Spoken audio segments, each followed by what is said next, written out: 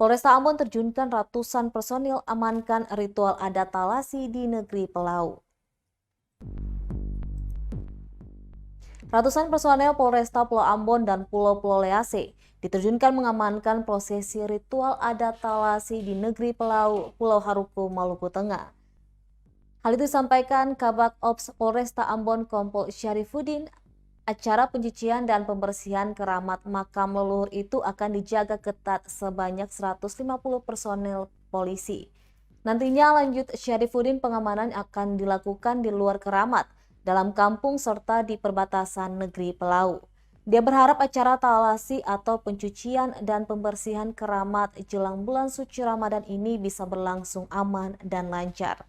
Untuk diketahui, kegiatan ritual adat Talasi atau pencucian keramat oleh masyarakat negeri Pelau merupakan tradisi yang sudah dilakukan secara turun-temurun. Biasanya Talasi dilakukan saat memasuki bulan suci Ramadan. Tidak hanya Pelau, acara seperti ini juga dilakukan oleh negeri Kelolo, Rohomoni, dan Kabau.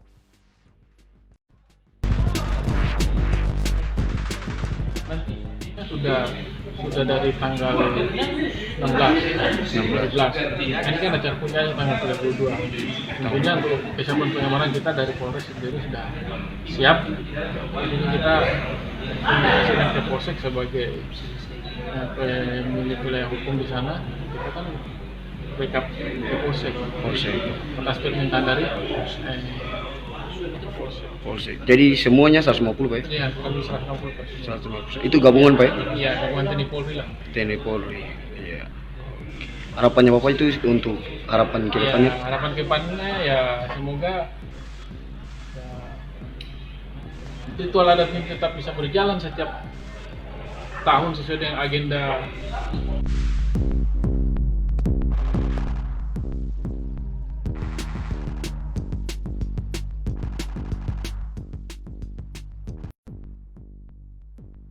Terima kasih sudah nonton. Jangan lupa like, subscribe, dan share ya.